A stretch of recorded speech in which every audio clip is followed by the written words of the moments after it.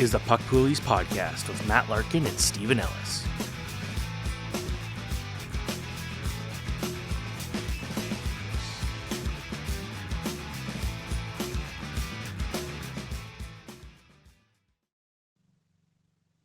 Hello, everyone. Welcome back to Puck Poolies. And this, Stephen Ellis, of course, with me as always, Matt Larkin here. But Stephen, this is our last episode of the hockey calendar, if you will, before we take a little break. So there's going to be a little bit of sadness here before we take our little mini summer break. And also, maybe this is going to be the last episode that's thrown out there on Twitter, according to all the people panicking on social media. And now, what is it? Threads? Is it Blue Sky? Personally, I think it's all BS. People said that about Mastodon, and we never end up leaving Twitter. What do you think? Is it real? I thought Mastodon was pretty garbage from the get-go, and then there was Post and all these other ones that didn't really work. These two might have some actual traction to it. Blue Sky, having a lot of money behind it, being created by the former Twitter CEO. The issue is it feels like just like Twitter. There's nothing new to it, and it's just missing features. So there's that. And then there's Threads, which is also missing a ton of features like direct messaging, and it just feels like a reskin of everything, and there's just a lot of issues with it already. So they both should be able to take some space away from other places, but Twitter's not going anywhere because even though it's broken right now, it's still the best around, and that's the unfortunate reality. Plus, I think a lot of people are going to be like, "Dang, I already have these big followings. Why do I want to start all over again?" So Yeah. that's how I see it. That's how I see it too. And also, I've heard that if you're on Threads and then you try to delete your Threads account, it makes you delete your Instagram as well. So that's pretty devastating. Not if you deactivate. You can deactivate just your Threads account. But at this point, what's the point of having an Instagram and thread? Like Instagram to me is the most pointless social media of all time. Like you can literally post pictures on every other platform. Why do you need one dedicated to that? Like you could literally just do that anywhere. And like Threads is kind of the same idea. It feels like an Instagram comment section, especially how it's completely out of order. You'll see it one post 8 hours ago, and then one that's 1 hour ago, and then one that's 4 hours ago, like in a row. It's like that's not right. And then you don't follow any of those people too. It's like it's already kind of stupid. Yeah, I saw the best comment I've seen is someone said it looks like the fake social media in like be a pro mode in every sports video game, which is so accurate. I love it. It's perfect. But let's dive into it, Steven. So we're back from Nashville. We survived our trip. We ate a lot of good hot food, all that kind of stuff. Steven did some go-karting. We saw a lot of live music. It was lots of fun. But we're back, and now what we're looking at is the fallout of free agency. So before we ride off into the sunset for a few weeks, we want to look at how fantasy values of certain players changed. So I'm ready to get started, Steven, if you are. All right, we'll start with our risers, of course. And the first one we got to go with is Tyler Bertuzzi going to the Toronto Maple Leafs. Yeah, Tyler Bertuzzi, there might be some people out there who perceive it as a lateral move because he was already playing on a really good team with the Boston Bruins and producing. But to me, it's the money he's receiving that's locking him into a major role. So people forget with the Bruins, he was spending a lot of time on the third line until injuries sort of made them juggle the lineup a little bit, right? But with the Leafs at the AAV 5 million plus, he's going to be playing with some combination of Austin Matthews and Mitch Marner or John Tavares and for now, William Nylander. Either way, we know he's going to be playing with some of the highest skill line mates he's ever had. And I don't see him falling out of that top six. So I think he has a chance to post career numbers this season. And it's a contract year, 1-year deal. So he's motivated to score a big deal with that cap going up next summer. Yeah, and the thing about Bertuzzi is he's like a legitimate, proven like points producer, and going to Toronto, where, with all due respect to Michael Bunting, like Michael Bunting, when he wasn't playing with the star elite talent of that Leafs team, was not as good as he should be. And with Bertuzzi, we know he can already do that. So going in there, and he's going to be challenging for a lot of ice time in Toronto. We obviously said that. It is interesting though between him and Max Domi signing very short term deals. Um, what is this term? What is this team's long term outlook here? Are they like, if it doesn't work this year, are they going to blow things up? That's the sign that gets to me. But if this is the year they're all going to go all in, basically getting these big players in 1-year deals, maybe this means that this could be beneficial for all the parties involved. So I like that one for sure. Now, a former Toronto Maple Leafs, because got to make everything Leafs, of course. That's a joke. Connor Brown. Yeah, Connor Brown, definitely one of the biggest steals of July 1st because of that performance bonus laden contract. His cap hit is pretty much nothing. Because of the fact that he spent more than 100 days on LTIR, it triggers the capability to sign him to one of those deals that typically would be reserved for a player 35 or older. So you can get him in a nothing cap hit, and there's still potential for him to earn up to, I think it's something like $4 million. And he's probably going to get an extended look on that first line. He has the chemistry with Connor McDavid going back to their days with the Erie Otters, and Connor Brown really lit it up playing with McDavid. So it would be silly for them to not see if that chemistry is still there. We know he's going to get a chance with McDavid, or it could be Leon Draisaitl. Either way, I think Connor Brown, there's a big opportunity because the Oilers, they've struggled to fill that right wing spot. Kyler Yamamoto wasn't the guy. Jesse Puljujarvi wasn't the guy. So we're going to see Connor Brown get the biggest opportunity of his career. He's a solid player already, 16 goals, 40 points per 82 games in his career. Also very dangerous shorthanded. So we're going to see him play in many different situations. And I think it's going to be a fun guy to draft as sort of one of your mid to late round sleepers. I'm excited just to see him bounce back after all the kind of just the last couple of years. As a talented player that just needs to get that ice time, and the salary incentive is there too to really perform and to stay healthy. Not like there's any incentive to score and stay healthy, but now it's like this could be how you make your money this year with that salary bonuses. I like that one. Next one, Matt Duchene. The one of the top guys moving this year. Nashville Predators bottom out, going the Dallas Stars. The rich keep getting richer. Yeah, Matt Duchene to me is a fun addition for the Dallas Stars. He's a versatile piece. And it's funny, he's a year older than Tyler Seguin. He was drafted in '09. Tyler Seguin was drafted in 2010, but it feels like Duchene is younger. His body, I would argue, is younger. He's got fresher legs, better speed. So I could see Duchene leapfrogging Tyler Seguin and taking his spot in a number two center role. That said, you could also see Wyatt Johnston elevate to the number two center, and Matt Duchene has shown the ability to play the wing in recent seasons as well. He played a lot of right wing the year that he had 2 seasons ago, or the season before this one, which was his career year, 43 goals, 86 points, not far removed from such a good year. And this Dallas team has some of the most talent he's ever played with in his career. So I think there's a really nice bounce back setup here for Matt Duchene. A lot less pressure on him, playing for only $3 million. And at worst, he's going to be in that top nine, but I think you'll see him move all around the top nine. He'll get looks on every line, power play, all that stuff. So I like Matt Duchene for a nice bounce back. He's someone I usually avoid in fantasy, but this year I'm actually going to be buying. Yeah, he still produced a lot of points. It just wasn't worth the contract, and that was just a simple fact. And at the current price he's going to be going there on a team as good as that, it's kind of like for Dallas. The depth was a nice bonus, but now they got a big depth piece. Well, I don't want to say big depth piece because he'll probably play high in the lineup, but another scoring piece, and they didn't really have to give up anything to get it. Like that's a good sign there for the Dallas Stars. Another fantastic, I will call this one a depth piece though, is Jonathan Drouin going to Colorado. May get a chance to play with his old buddy McKinnon. To be fair, that was a very long time ago. I don't expect them to play together right away. Be cool to see a preseason game just to see that connection and see if there is something there. But Jonathan Drouin going to Colorado.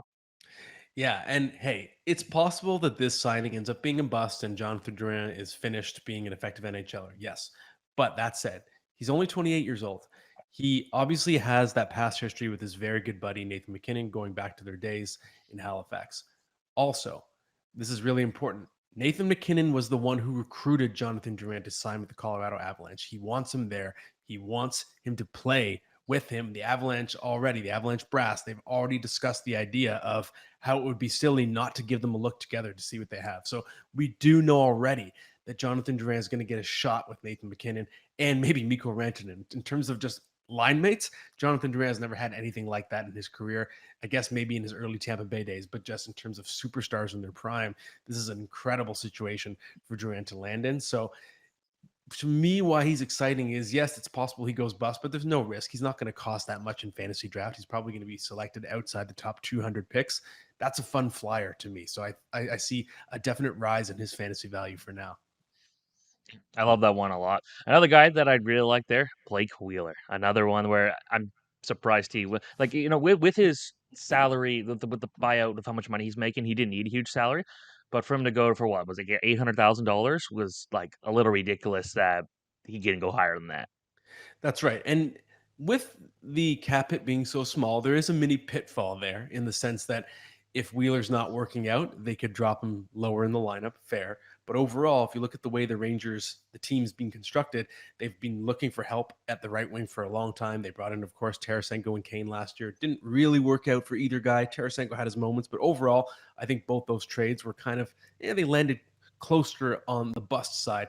We also know that Kaapo Kakko has not been able to elevate into the top six consistently. So that kid line with Lafreniere, Phil Hedl is sort of locked in as the third line, which means there's still opportunity to climb in terms of having a big role in the top six for Blake Wheeler. So to me, we're either going to see him play with Chris Kreider and Mika Zibanejad or Artemi Panarin, Vincent Trocheck.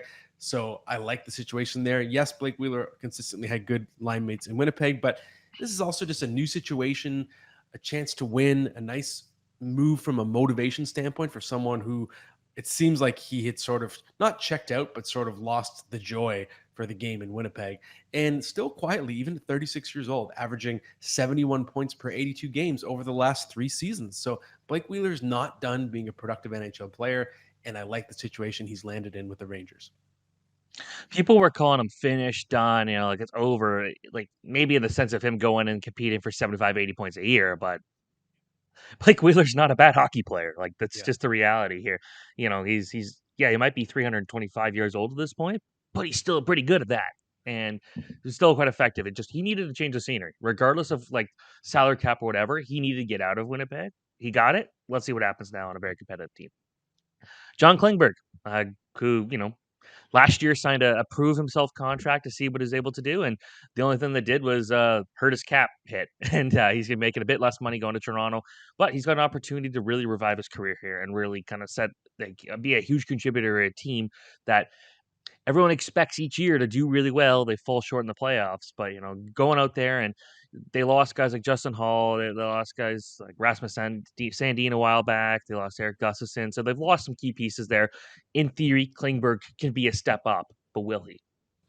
Yeah. So the disclaimer here is that we're talking fantasy hockey risers, not real hockey Yes. risers. So I'm very worried about John Klingberg in real life. If you look at the way Jake Gardiner was run out of town and Justin Holl, John Klingberg has been atrocious defensively in his last season or two.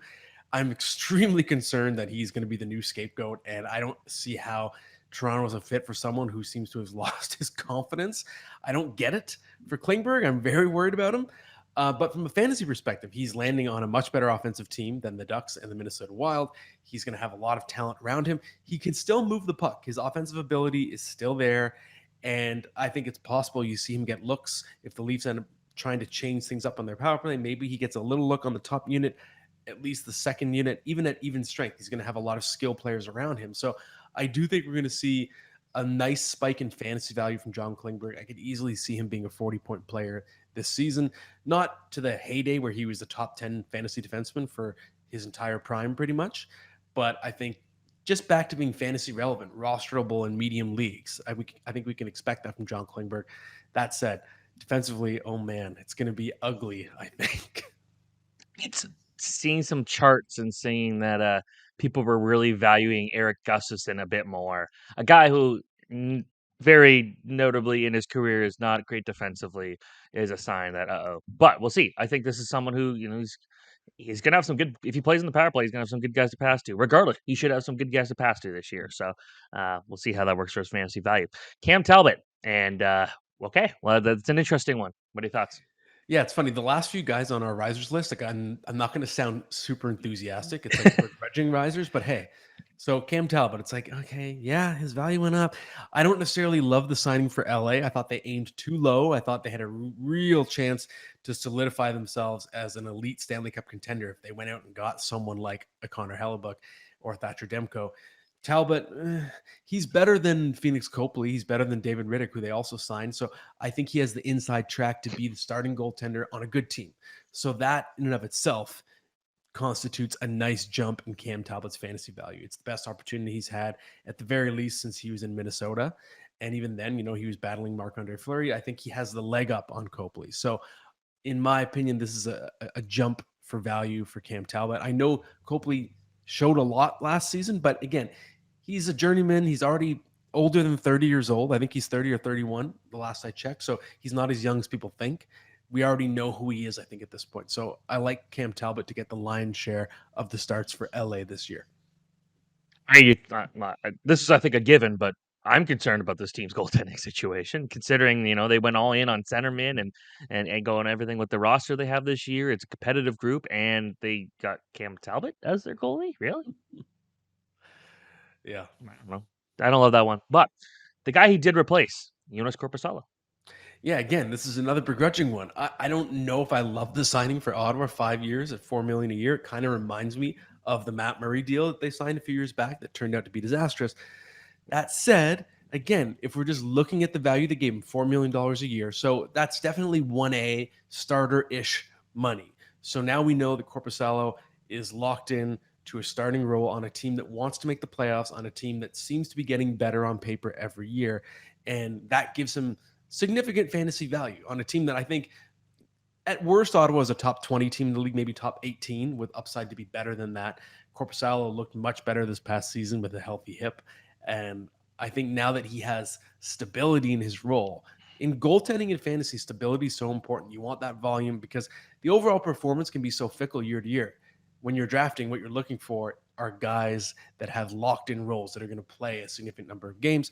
So Corpusalo right now, his floor is probably 45 starts with the Senators this year. I gotta say that this is not the first time that Cam Talbot was involved in like a free agency trade with the goalie, where he was a goalie in Ottawa, Corpusalo was a goalie in LA. They switched. It was Talbot and Mike Smith also did the same thing between Edmonton and Calgary. So I thought that was maybe I was the only one who cared. I just find And that then wasn't interesting. and Philip Gustafson last year too, but it wasn't free agency. It was just an actual That trade. that, that was a that was a legitimate trade. So Yeah. there's that one. So, but it's like he likes to swap with guys. So, all right, that's the risers. Let's go have some fun and start looking at the fallers from NHL free agency. Starting off with one of the more head scratching contracts, I think, JT Compher. Yeah, JT Compher. We knew he was going to get significant money and significant term because it was such a weak market and he's a really strong two-way center. So I'm not surprised that he got the deal he did from the Detroit Red Wings. But if we look at the fantasy value there, the line mate quality for him, you can't match what he had in Colorado. He played almost all this past season with Mikko Rantanen. And of course, JT Compher had his best offensive numbers. If you're not playing with Mikko Rantanen, it's pretty much almost guaranteed to be a downgrade, whoever you're playing with. So just that alone doesn't matter what the possible permutations of wingers are. David Perron, Lucas Raymond, doesn't matter. It's not Mikko Rantanen. So value goes down based on the company he's keeping in Detroit. Yeah, all right, I agree with that one. Anthony Duclair involved in a trade. Yeah, I think this is a bit of a trap. So I think some people out there might think, hey, Anthony Duclair gets traded to the Sharks. He's going to have a bigger role there, which could actually increase his fantasy value. He's further removed from that Achilles injury that limited him to start or for much of last season. But again, it's line mate quality. The Sharks are a terrible team, and the options to play with, maybe you get Thomas Hertl as your center, Logan Couture, but Duclair's line mates were Alexander Barkov and Carter Verhaeghe. So you're not playing with players of that caliber, no matter what the scenario is going to be in San Jose. So similar to JD Compher, it's just a downgrade no matter what. Anthony Duclair will have weaker line mates, period. Yeah, that one don't love that one, but they need for Florida. It makes sense. For San Jose, it also makes sense. But from a fantasy value, I'm unfortunately having to knock Duclair off my list every year. Going forward, I should say. Max Pacioretty. Now, this one I think was a bit of an interesting one. Yeah, that was one of the weirder signings for me, just in the sense I didn't see Pacioretty picking the Capitals as his team. They're sort of a team in decline, and obviously they have an elite top line left winger already in Alex Ovechkin. So it just limits the possibility of what you can do with Pacioretty. Yes, Ovi plays the point on the power play, so you could see Pacioretty getting some PP1 time. So I think he's still going to have value, but I don't like the idea that he's blocked by Ovechkin. It limits his ceiling because we know that Pacioretty is going to be at best a second line player. So does that mean you're playing with Nicholas Backstrom, who's aging, Evgeny Kuznetsov, who has been inconsistent? Maybe it's Dylan Strome, who again is not like a super high ceiling center. So overall, I just think there were better situations that Pacioretty could have landed in. I see it being a slight downgrade. I still think a healthy Pacioretty gets 25 goals, but I don't think we're looking at 35 goals based on the situation and the declining team. Yeah, it's like 2 years ago. This would have been a great move, but Yeah. after going from Vegas where the team was competitive, they missed the playoffs, but then win the Stanley Cup after trading him. Goes to Carolina, everyone's kind of expecting big things. Going to Washington, that feels like a step down. You know, might be able to play a still a pretty solid role. We expect that, but he also has to stay healthy. I think at this point it's just a buyer beware no matter what where he goes, just because of his injury history. So um, there's that. I guess we'll go to his former Carolina Hurricanes teammate of about 5 seconds, Pyotr Kochetkov, one of your favorite players, and might be like top 5 player we mentioned on this show so far in the history of the Puck Poolies. Yeah, if anyone's watching, you can see I'm making a pouty face right now, but if you're listening, I'll Yeah, tell you I'm making a pouty face because come on, Carolina, what are you doing? You're paying him $2 million a year for 4 more years, and you just keep blocking the young man who's a good goaltender. He was one of the better rookie goalies in the league. He proved himself in the playoffs the season before, and you just won't let him play for you. Stop it, as my daughters would say, okay? But here they are. They've brought back Frederick Anderson and Antti Ranta. They're running it back because they understand Kochetkov is still waiver exempt. You can still bounce him back and forth between the NHL and the minors. I'm sure he'll still get opportunities this year based on the injury history of Anderson and Ranta, and that's the design. Clearly in Carolina, they want to be 3 deep. It pays to be 3 deep, or as Vegas showed us, 5 deep at goaltender in the modern NHL. But just for fantasy value, he was someone I was really excited about as a sleeper going into next season, and now the fantasy value is dead. He's dead. He will not be ranked in my top 300 in pretty much any scenario unless there's an off-season training injury for Anderson or Ranta at this point. which is very likely at this point. I guess the one thing they may have done is they may have looked at natural stat trick and looked at Kochetkov's numbers last year and said, "Yeah, he got us a bunch of wins. His advanced stats were closer to what we would expect from Matt Murray, Craig Anderson, and um, Cal Peterson." So Interesting. could also be looking. They could be looking at that. Unfortunately, as good as he's been in some of those games, his advanced numbers are not great. And, because I was confused too. And maybe they're just not ready to give a guy who, actually had a minus goal saved above average last year. But we'll see. I don't know. I don't know. I don't agree with them bringing back both Ranta and Anderson. That seemed like the perfect opportunity to let Antti Ranta go. But I don't know. I don't get that one either. All right. Next one, Frank Vertrano. Yeah, this is a weird one. Like, why am I talking about Frank Petrano? He's not that relevant. Yeah. Well, yeah, exactly. He's going to be even less relevant. This was a guy who I think was one of the more underrated sources of goals just in really deep leagues. He had 21 goals last year, but with Alex Killorn coming in and Adam Henrique is still there, who's been playing left wing primarily with Trevor Zegras. Well, Killorn at that AAV, 6.25 million, he's guaranteed to be playing in the top six. So Frank Vetrano, I believe, will be pushed out of the top six, more likely to be playing a bottom six role, and that will make him irrelevant in fantasy. So that's someone who takes a hit for sure. Yep. Next one, Jason Zucker. One that finally had a bit of a rebound year last year. He had almost 50 points, almost 30 goals with the Penguins. The first time he kind of came close to that in basically about since 2018 when he was with Minnesota. But now he's going to Arizona. So there's that. Yeah, this is going to hurt our buddy Mike Gold's feelings. And to be clear, Mike, if you're listening, Mike, our buddy writer at Daily Faceoff, I'm not saying that it's a bad move for the Arizona Coyotes. I think Jason Zucker was a good get, but just for Zucker's value, because Clayton Keller has been playing on the wing and Nick Schmaltz has too. Barrett Hayton was playing some center. That first line was really cooking for the second half last year. I feel like it's pretty much locked in place going into this year. So who is Jason Zucker going to be playing with? I think he's going to move down to the second line. Is he going to be playing with like Travis Boyd as his center? Is he going to be playing on a line with Alex Kerfoot? When he's used to playing primarily with guys like Evgeny Malkin, I just think, again, you're seeing probably a pattern here when I'm saying fallers, but it's the change in line mate quality is what causes the drop in value. So, and not just temporary, it's more just looking at the setup and thinking, is there a scenario in which Jason Zucker suddenly is the top line left winger? I don't think so, because again, that's Clayton Keller. So I just think the ceiling rather for him has lowered. No, I can't argue there. Uh, Connor Hellebuck, the guy that Yeah. everyone's kind of expected to be traded at some point. He's not. Yeah. So this is a think outside the box one, right? So Connor Hellebuck seemed very likely to be traded a couple weeks back.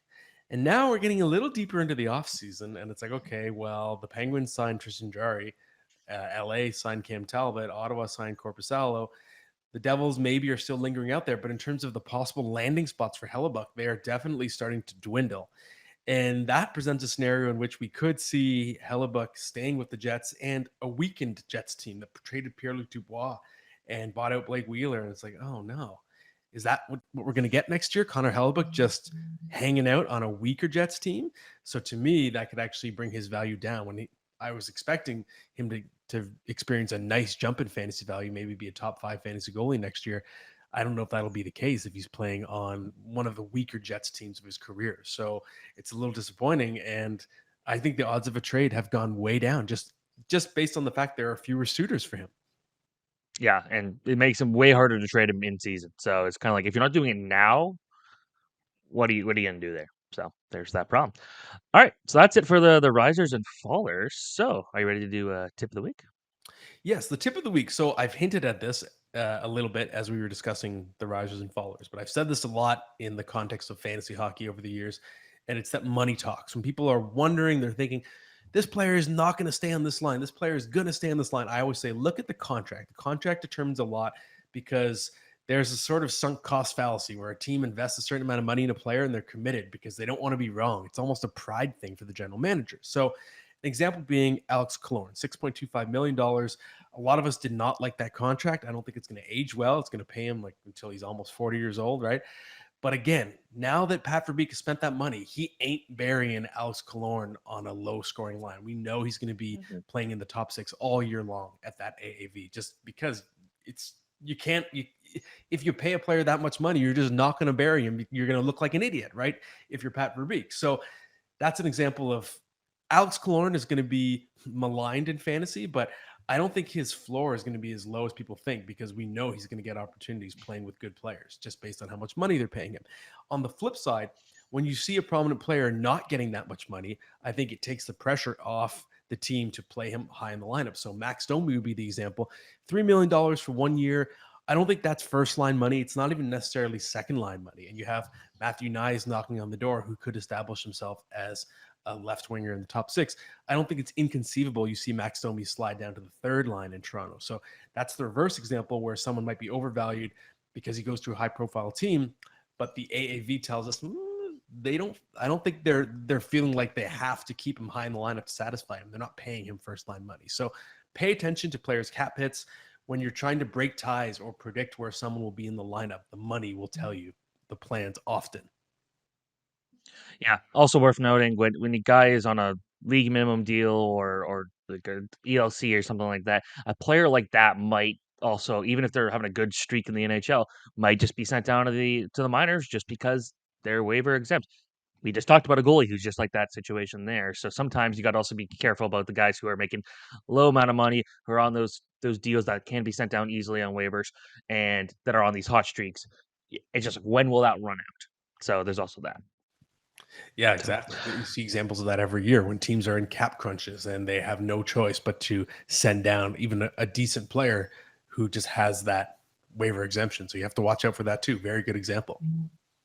so, all right, this time to do best bets, and I guess considering there's not a lot of hockey being played, I say that as I'm watching all these prospect tournament or prospect development camp scrimmages and getting ready to watch Helenka Gretzky and all that stuff, but there's no real professional hockey being played right now, so I guess it's time to do a futures bet. Futures bet, yeah. I'm like taking an early look at the off season. I'm not locking this in as my official Stanley Cup pick, but I'm looking at the odds. The Devils are at last I looked, they were they had like the 6th or 7th best Stanley Cup odds. If you look at Botano, for example, plus 1100 to win the Stanley Cup, I like that bet. Even though Jack Hughes himself suggested that I pump the brakes because I did talk to him in Nashville, and I was saying that it felt like they were knocking on the door. They already had the 3rd best record in the league. But he was like, hang on, like, we had the 5th worst record in the league the year before, and our window is just opening, is what he said. But I still look at what they have already. Top 3 finished last year. They already got 1 playoff series win under their belt. They've retained Timo Meyer and Jesper Bratt long term. They added Tyler Toffoli. You're getting a full season of Luke Hughes. You might get a full season of Simon Nemec, who we'll talk about later on the show.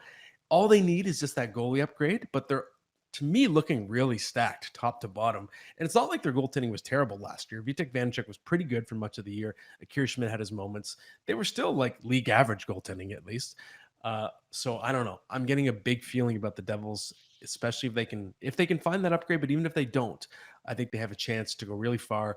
They're just starting their window, as Jack Hughes said, but they're just so talented and deep. So I like that. as the futures swing for the 2024 Stanley Cup. And just like we'll talk about one of their young defensemen coming up, but it's just like this team just looks more dangerous than they did a year outside of the questions in net. But it's like you're throwing in Luke Hughes, Simon Nemec should be able to challenge for a roster spot there, and I thought Siegenthaler had a really good end of the year at the World Championship, and another year of Hughes, another guy. Like this is a team that's going to be quite dangerous. So a full healthy season of Andre Platt will be nice. I can't say I hate that pick. Yeah, yeah. Okay, buddy. Well, now let's move on to prospect report. And there's someone you have on the mind. We saw him, of course, last week in Nashville, the third overall pick. And his situation has since changed. So we knew that there was a strong possibility of him turning pro, as GM Jarmo Kekalainen basically said, we want him to. We think he's ready. And lo and behold, July 1st, Adam Fantilli signs his entry-level deal. So what are you thinking about him right now, and what are your expectations? Yeah, so I guess for what it's worth, I fully expected him no matter what to be going pro. Just from rumblings I heard, it was kind of just like he was waiting till the draft to finally have that conversation with the team and say like, what is the plan here? Whether it be Anaheim, whether it be Columbus, or heck, if he fell to San Jose, I think he was going to be challenging for a roster spot no matter what. So I like that. This is a guy who's going to a team here in Columbus with a pretty solid future. I think they got some really good young guys. They've got some good veterans. This is a team that took steps heading into the draft, heading into free agency to get who they wanted right away. Because you notice they've been very quiet actually in free agency, but those pickups of Severson and Provorov make their blue line much more difficult to play against. And they got David Jiricek coming in, and it's like this is going to be a stronger team. So does Fantilli automatically fight for that number one center spot? I think he will, because while Columbus is expected to take steps up this year, they can't do much worse than they did this year. They still have an opportunity here where, you know, there's still not a lot of pressure. A lot of people aren't still picking them to be a playoff contender, let alone anything more than that. So for them, they can take the time to give them the opportunities to learn from guys like Johnny Gaudreau, to learn from those veterans there, and get the opportunities to score. Guys like Kent Johnson might have other things to say about there. There are, again, some other guys that have already been in the system ready to take that next step. But I think with Fantilli, this is a chance for him to become the first true superstar the Columbus Blue Jackets ever had. Sorry, fans. Rick Nash is not a was never a superstar. A very, very dang good hockey player. But I'm thinking superstar, not one of the best players in the league for most of his career. Had some great years, obviously. But with Fantilli, I think that he's going to just turn this team around. Like, this guy is a completely built different player. Watching what he was able to do against college last year, he could have been playing pro, like simple as that. And we saw that at the World Championship once he got comfortable. Was actually one of Canada's better players. So I really like that there. So we'll see what happens. But I think, I'd be betting high on Toffoli right now. Obviously, not too high in the draft. He's maybe a late round sleeper guy, but someone that, given the opportunity here in Columbus to play a big role, I'd be betting on. Yeah, I think you're right. And I even asked Jarmo Kekalainen after he made the pick, where he could see Fantilli playing. And the way he put it was like, Adam is not a checker. That's not what the role he's ever played in his career. We're not going to waste him putting him on a line like that. So he pretty much guaranteed that we're going to see him in a prominent role immediately. So I think everything you're saying is bang on there. We're going to keep the talk going with some prospect stuff because that's the first question I think we have. But let's move on to our listener question, Stephen, and tell me what you got in the pot here. All right, the first question. I'm assuming it's Jean or Jean Constant. I apologize if I said incorrectly. Is Simon Nemec going to play in New Jersey this season? I say yes. What do you say? I do too. And I think the trading of Damon Severson was crucial because Simon Nemec is a righty shot. So is Damon Severson. And yes, we have John Marino and Dougie Hamilton in that lineup, but that means great insulation defensively as well. And I think Nemec, all he has to do is beat out right now on paper Brendan Smith, someone like that, to play in the third pair. And it's crucial that he got a full AHL season already under his belt. So it's not like he's been marinating overseas. As Steven's cat, if anyone's watching, Steven's cat is now taking over the screen. All I see is cat now. It looks like a Royale commercial over there. I can sneeze just looking at it.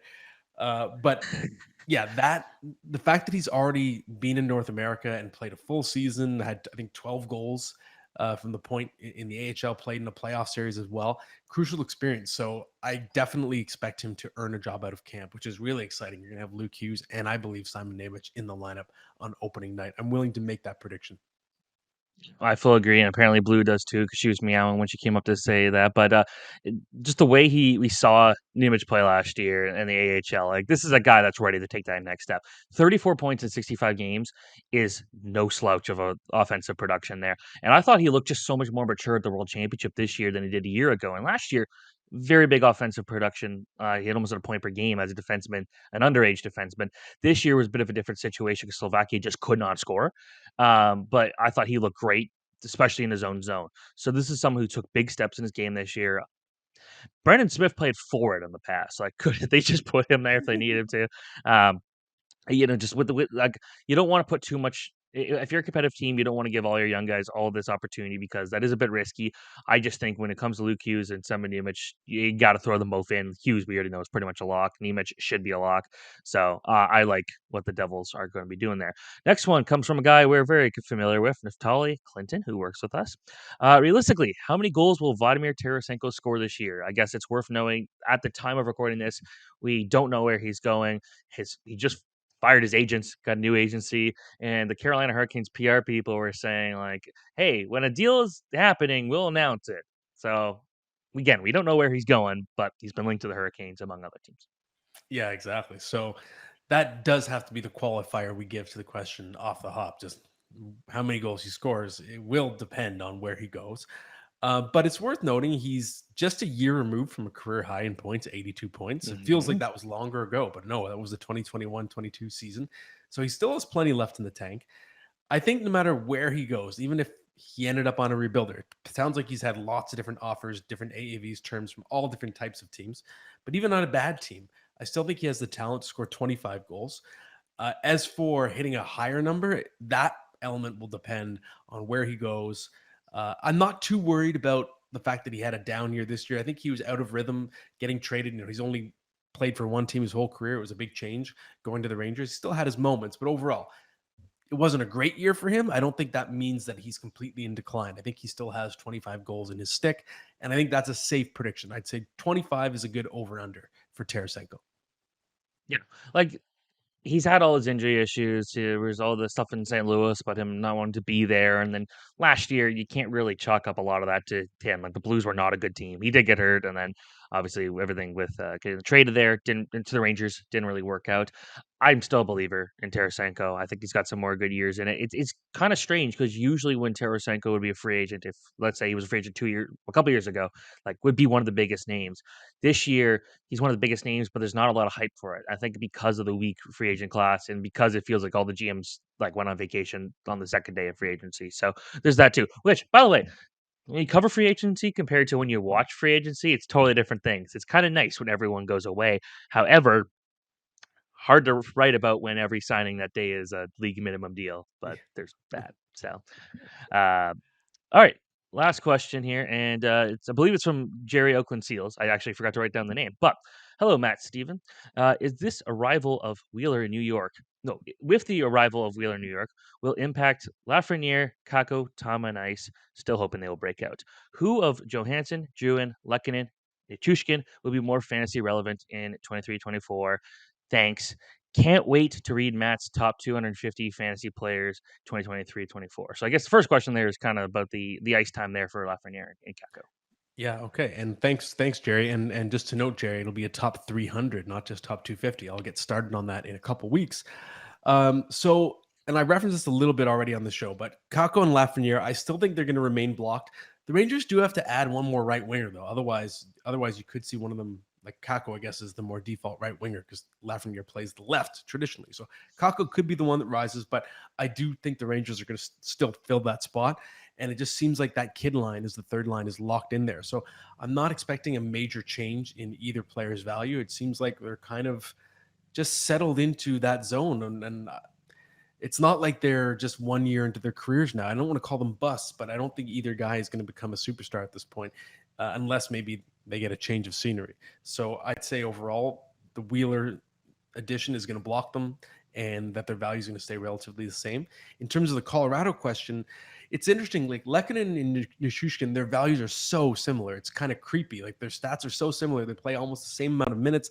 They move up and down the lineup in the same way. They can both play both either wings. Like it's like they feel like the same guy to me. So I value them almost the same. Durant has really interesting upside, as I already said on the show, but the floor is still absolutely there. He has the most downside. He is most likely of those four to become completely irrelevant. And then Ryan Johansson is just to me a boring asset in fantasy. He's a pass only player, or at least a pass first, but almost pass only player. He doesn't do a lot of other things. He's not super physical. He's just a source of assists, and he's not going to usurp Nathan McKinnon to play on the second line. So I'm not overly excited about him. I'd say value wise, it's Lehkonen and Nichushkin are easily tied for the most value, and I find it really hard to separate one from the other though in terms of who's worth more. No, can't disagree there. Also worth mentioning, Philip Zadina is expected to go on unconditional waivers today. Just to throw one out there, do you see him rebounding to becoming a valuable NHLer at any point here? What was the name? I didn't hear the name there. Philip Zadina. Oh, Zadina. Oh man. I was so excited about Philip Zadina. I really believed he was going to be the next Marian Hossa when he was drafted. I had rated him number 2 in the 2018 draft class, but I think the best case scenario is sort of an Eli Tolvanen situation where the right team unlocks him and you do get 20 goals out of him, but I don't think he's ever going to be a star. I think it would have happened by now. Yeah, I talking to some people in Detroit. Detroit fans still have a belief in him. It's just that's not going to work there. And the fact that that's a team that's got to start moving forward. He was supposed to be a big part of that. Joe Veleno too didn't really reach their potential. Zadina easy to cut loose there. Um, let's see how if he can bet on himself, and it might take a 1 year 2-way deal to really prove himself, but he's got to find something here. You don't get so highly rated as a prospect and then just completely fall off without being like I still believe in guys that were once super highly rated heading into the draft, still being able to do something in the right situation. Granted, looking at where he went in that draft and looking at the stats and all the tools, probably was rated too high to begin with. But I think people just like that he was able to play against pro at an early age. But I'm also concerned about guys like that, like Edward Schale this year as a guy who played against pro and really didn't look great, and I'm a little concerned about him. But when it comes to Zadina, we'll see. So that's it for the questions, and I guess this is maybe my favorite starting lineup I've ever picked for you. And because we just came from Nashville, and because we both went to Hattie B's for Nashville hot chicken, which by the way, you guys don't make hot enough chicken in Nashville. That was a total scam. I got lied to. I got the hottest thing that Hattie B's had, which people were recommending to me, and I'm like, this was not that hot. Because Steven has no So sense of smell and taste, by the way. He's cheating. He's juicing. yes, That's why he yeah, says but we come on. But I want to see something hotter than that. Let's see that. But for normal people, people like to eat food when they go on trips and like tasty food that's not trying to kill you. So, your favorite restaurants on the road that you've been to? Go. okay, I love this one. It made me really hungry when I was thinking about it. Okay, I'll start by disqualifying a couple places that I really do like. So Shake Shack and In and Out, those are both chains you can't get in Canada, although Shake Shack is coming. But I'm not going to qualify them for this exercise because they're not unique to one city. So I wanted to pick options that are specific to the city they're in. I'm going to also just fire a shot across the bow at one option that I think is overrated. Primanti Brothers in Pittsburgh. I just found their sandwiches a little bland. I expected a lot because I've heard great things and I wasn't really overly impressed.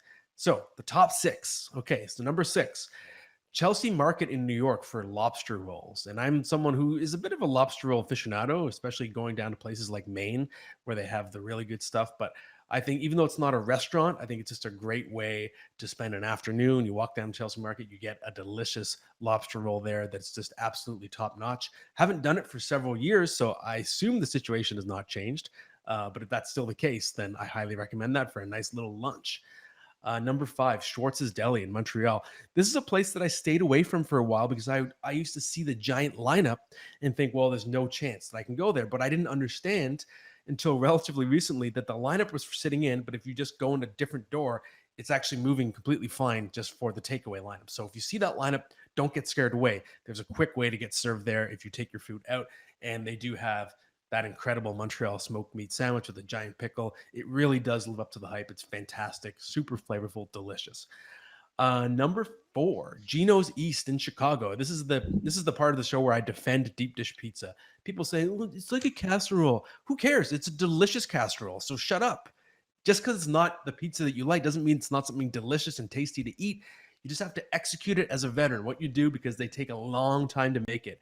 You have to go to the restaurant an hour before you're actually hungry. Just hang out, talk to some people. I've had a fun time just talking to locals there, just sitting at the bar. And then an hour later, your pizza comes, and there's so much food, you can eat half of it, and then you have lunch for the next day. You can store away for later. So it's just about understanding how to approach the deep dish pizza.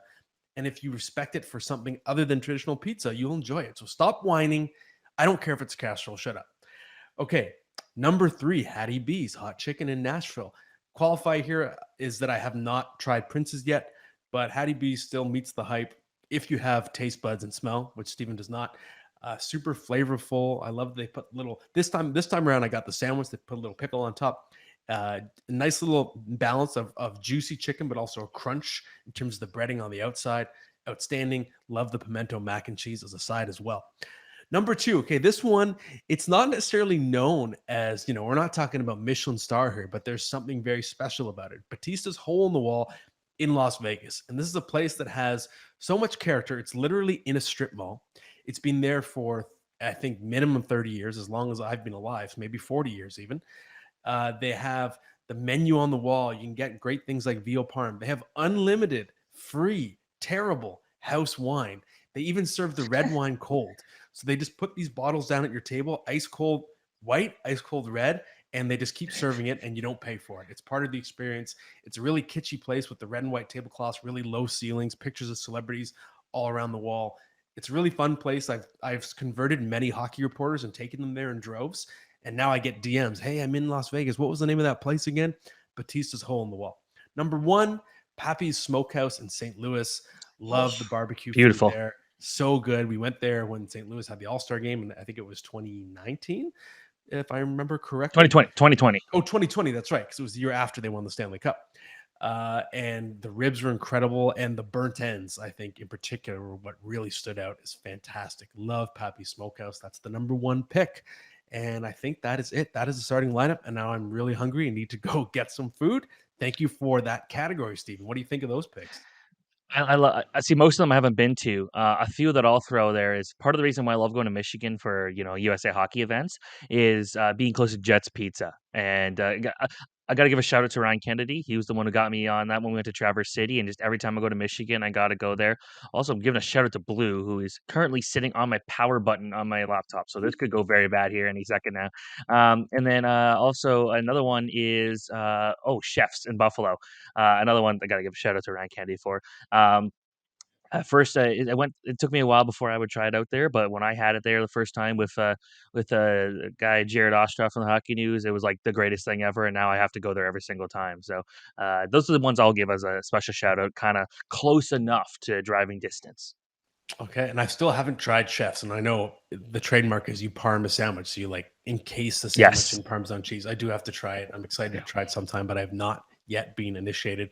Great category, Stephen. And that is the end of this week's episode. And everyone listening and watching, we're going to say a little mini farewell. We're going to take a little bit of time off the show for a few weeks, just as we settle into the summer. But we will be back in late July, early August, once I release the first edition of the top 300 fantasy rankings. So likely early August, we'll come on, have a brand new episode. We'll kick off the calendar for next season, and we will talk about those rankings. So thanks so much for listening and following us throughout the season. And we're excited to keep bringing you episodes in the season to come.